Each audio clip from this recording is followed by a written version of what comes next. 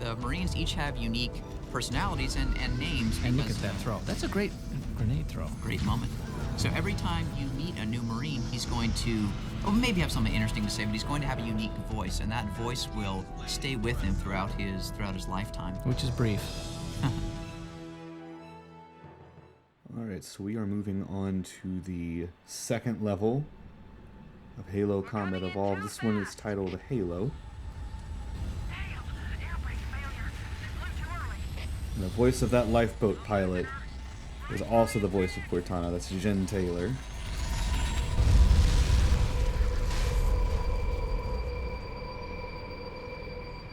Chief? Chief, can you hear me? At last. Are you all right? Can you move? And this is the level we really get to see Halo The others. from a first-person perspective.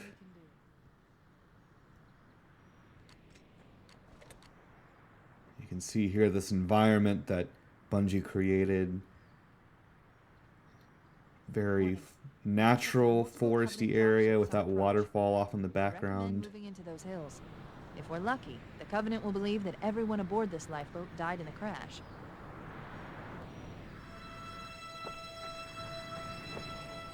And once you go over this way, you can see the bridge over the canyon. It's a good hint that there's a natural bit to the ring, but it's also been manufactured.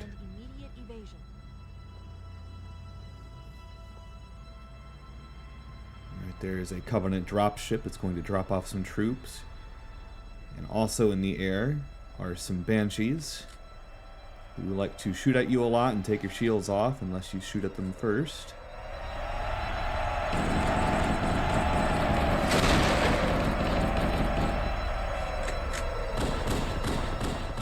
Once they start to smoke like that, you can tell they're pretty low on health. And this guy shoots at me a little bit, but flies away because his friend is down.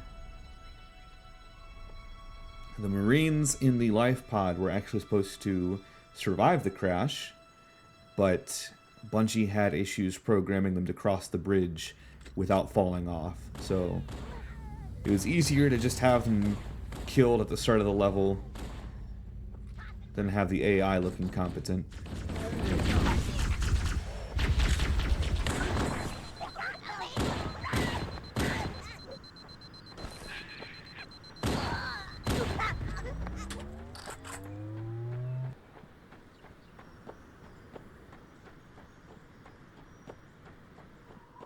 And they really try to give you this sense of urgency from the moment you've landed. You're already being searched for the second your life pod is down.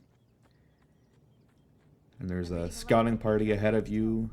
And then you get to this part and there's already a skirmish happening at this little ancient structure here.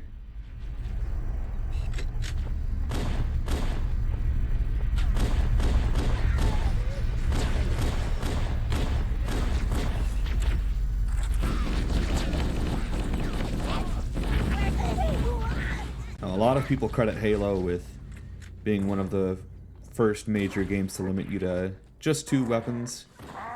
And while it is probably one of the more popular ones to do that, it was not the first one. Thank God, Master Chief. I thought we were in real trouble. It's a mess, sir. We're scattered all over this valley. We called for evac, but until you showed up, I thought we were cooked. Don't worry, Sergeant. We'll stay here until evac arrives. Heads up! I got a Covenant dropship heading in! Over here!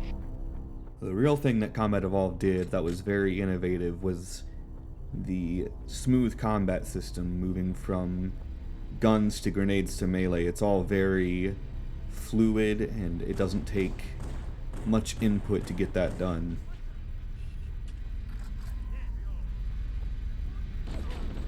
If you want to throw a grenade, it really only takes 1 button push. If you want to melee, it only takes 1 button push, and you can go right back to shooting. Look sharp! Covenant dropship on approach! I could use some help over here!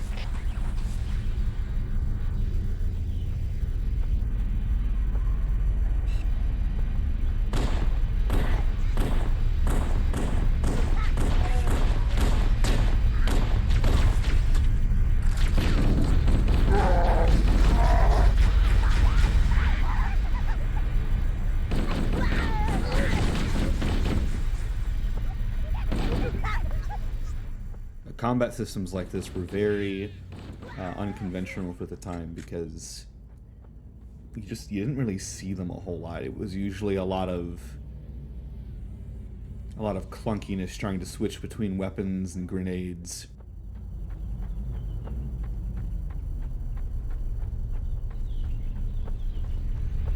Uh-oh, another bandit dropping in behind us. They're trying to flank us.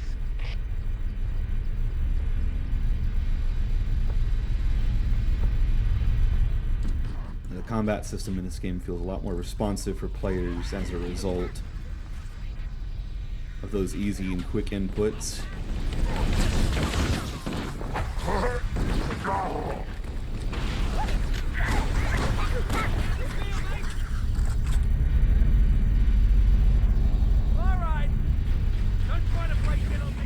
The dropships, their flight paths actually had to be manually scripted. And with every attempt at scripting them, alterations couldn't be made. So the person flying in the dropship had to basically get the whole flight path done in one go.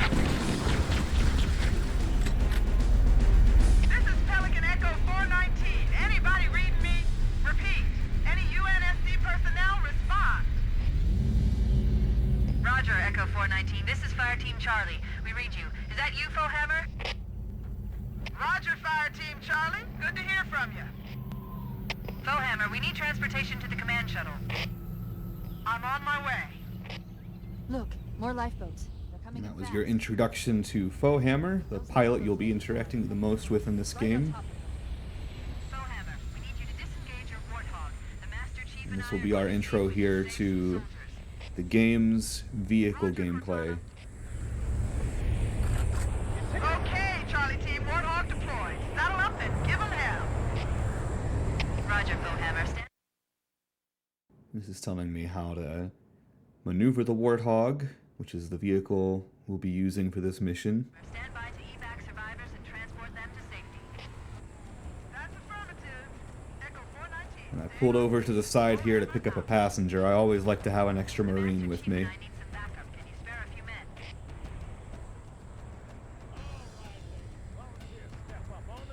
And right here I'll get Sergeant Johnson. He's a very unique Marine. He gets a different suit of armor there.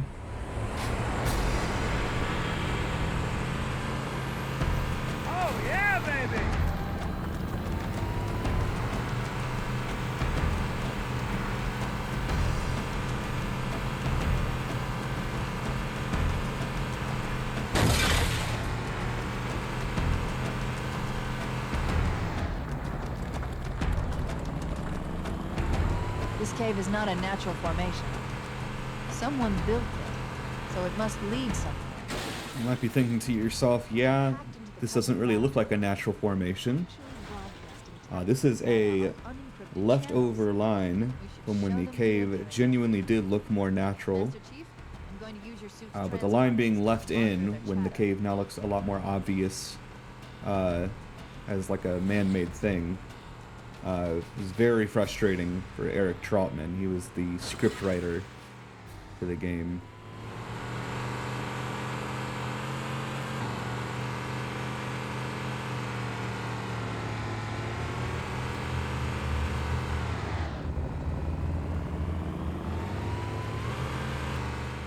Trautmann and another writer, Brandon Boren, I think I'm pronouncing that right, they had been busy with negotiating a contract for Halo: The Fall of Reach, sort of a prequel book that came out around the same time the game did. And they still needed to write about 80% of the mid-mission dialogue by the time they were done with that. Nice shot! Firing! More of them! Come get some! Who's that? In this game, Sergeant Johnson isn't really as big a character as he'll become in the following 2 games. He's much more a character you interact with, and he gets a lot of voice lines, but in this game he's sort of just a recurring extra throughout all the missions.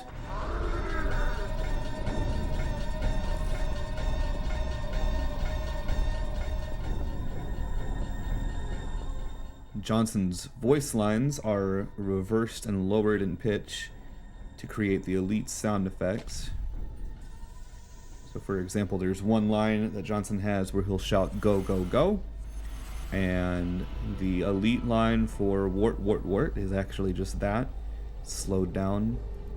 Or not, maybe not slowed down, it's pitched down and reversed.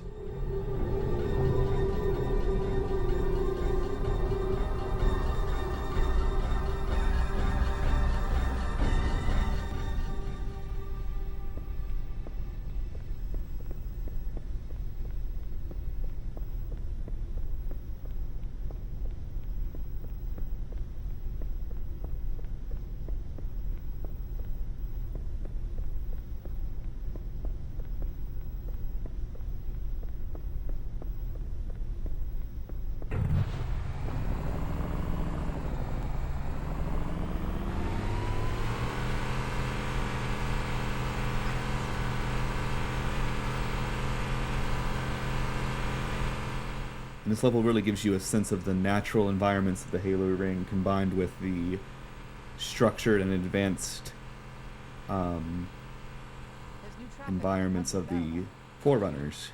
A lot more crew made it off the Autumn than I had predicted. The captain really gave them hell. If we can find Captain Keyes and the other survivors, we have a chance to coordinate an effective resistance. I always loved how this mission is kind of like a whole rallying the troops type of thing. Like, you really are meant to just be sort of saving lives and establishing a presence on this ring.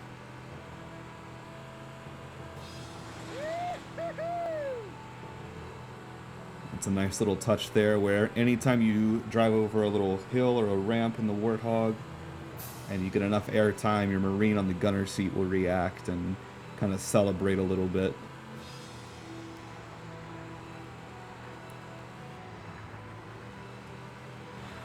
Just another example of small things that probably didn't need to be added, but it in of itself adds a lot to the experience of the game.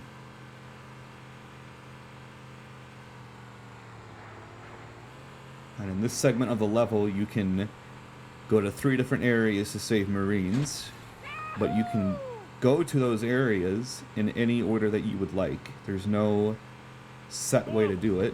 It's kind of just based on Hiding in the hills above the structure. which ones you choose to go to first.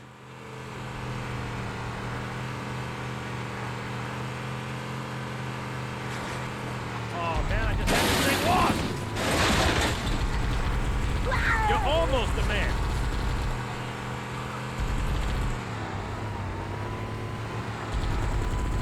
Found it, over here. Back me up! 4, over here! I see him. If you look at kind of the way the vehicle reacts with the whiplash to all the turns, you can kind of get a good idea of the vehicle physics that Jason Jones was really obsessed with perfecting, which is what really got this game started in its development. There's another one. Found him. Whoa!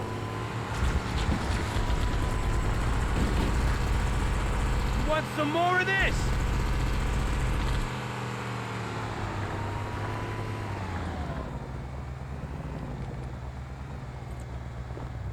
Stay on target.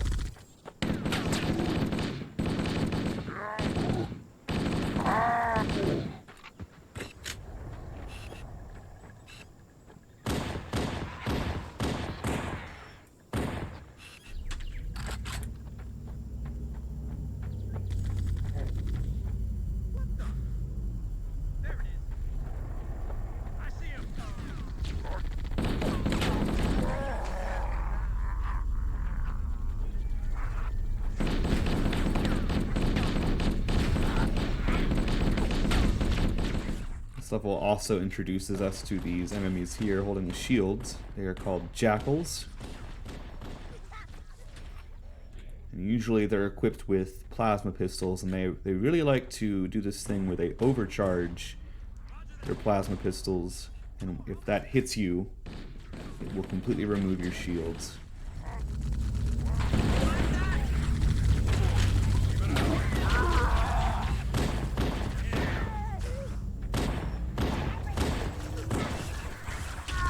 Who's the man? So now, you damn monster. Keep it up. And that's another thing I've always loved about the Marines in this game, is that they have a lot of personalities to them. They'll celebrate when they get a kill. They'll kind of insult the aliens they're fighting. It adds a lot of character to them.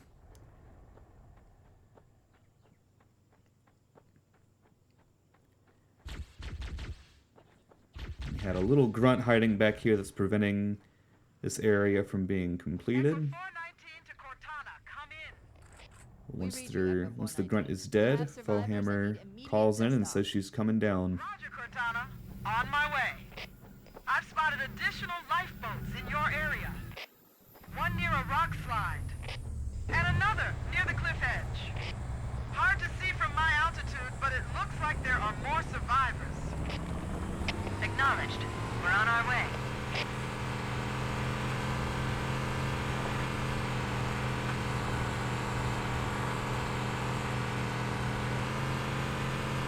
Nice one.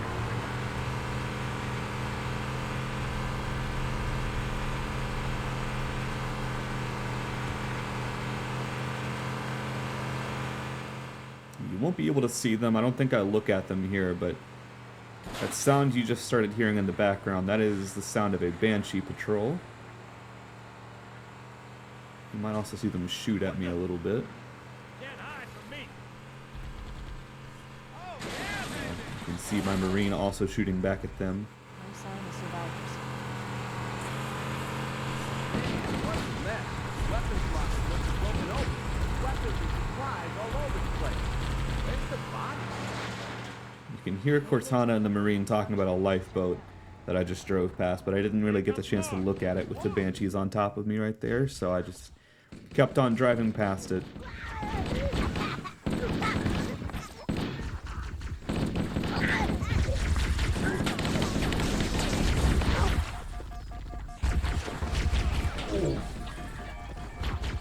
I had to drop my pistol earlier since it was out of ammo, so I picked up a plasma pistol here. The plasma pistol's probably, in my opinion, the second best weapon in this game. It does a lot of generic damage and can be overcharged for an EMP burst, like I mentioned earlier.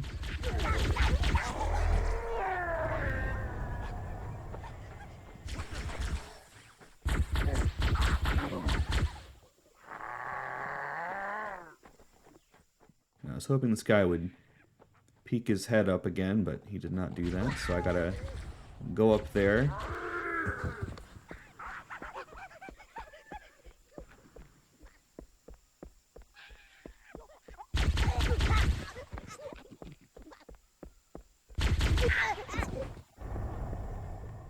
In the previous area, I was fighting waves of Covenant. In this area, all of the enemies that I'm going to encounter were already here. And Foehammer won't come down until all of them are dead.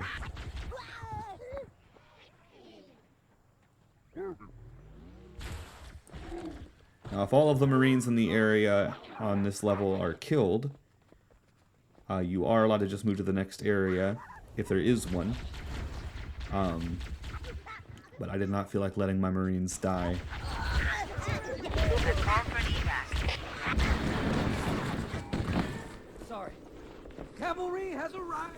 Oh, man. Damn, you got away. Silence. Anybody see him? Over here.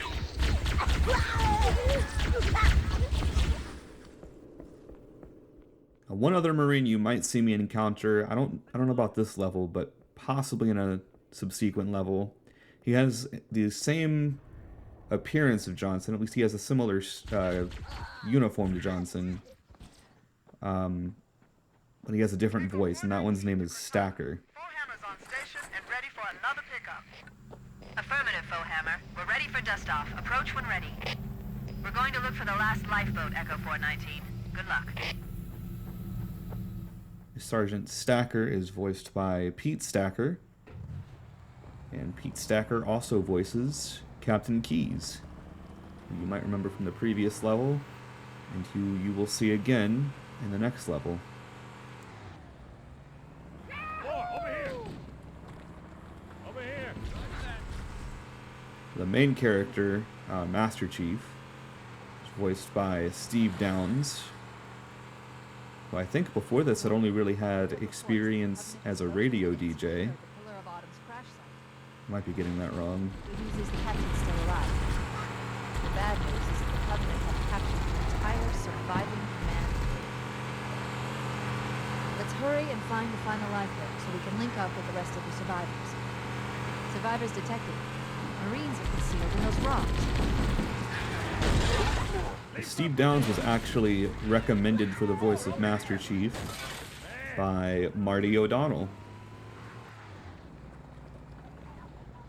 They had met previously, I think, at a conference a few years prior. May not have been a conference, but O'Donnell had remembered that Downes had a very distinct voice.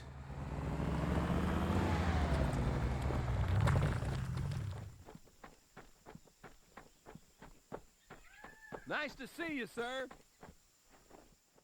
Yeah, so that's Stacker on the left. Looks similar to Johnson, but different voice.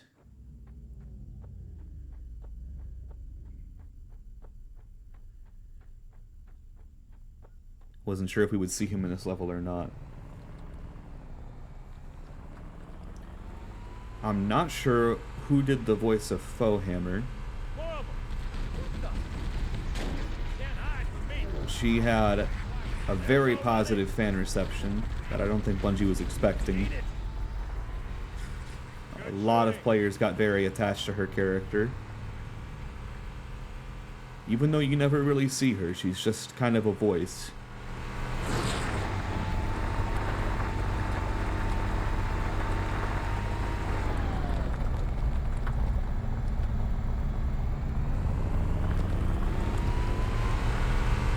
Whoa! Can't hide Here from comes me. more! I'm on it! Nailed it! Roll kill! Now, if you look up there in the top left corner of the screen, you'll see a display that's showing me the health of my gunner and my passenger. The Marines you fight alongside do not get shields, so that is just their set amount of health from the start of the mission to the end of the mission. Give me an angle. Get cocky now! Took it down, man! Oh! There's no running! There's another one. I see him! Help!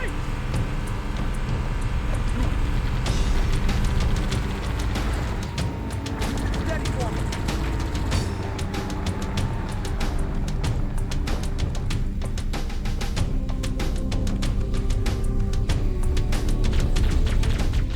Now, with a lot of these encounters, you've probably seen me drive the Warthog up to the enemies as they come out, and that is so I can kill them instantly. There was an uncertainty with Bungie on how to handle vehicles colliding with players, so they just made it so that if any part of a vehicle touches any entity, it kills them instantly. If you get out of a vehicle while it's still moving and it somehow hits you, it will kill you as well. That's the last of them. Roger that. I'm on my way. New traffic on the Covenant BattleNet. I found Captain Keyes. He's being held on a Covenant cruiser, the Truth and Reconciliation, a ship I disabled before we abandoned the Autumn. Truth and Reconciliation touched down on a desert plateau roughly 300 kilometers upspin. I had hidden the Warthog back here There's because our ride. Get aboard and let's Johnson get was out of looking pretty low on health, and I did not want him to die. I got kind of attached to not having my Marines die whenever I play these levels.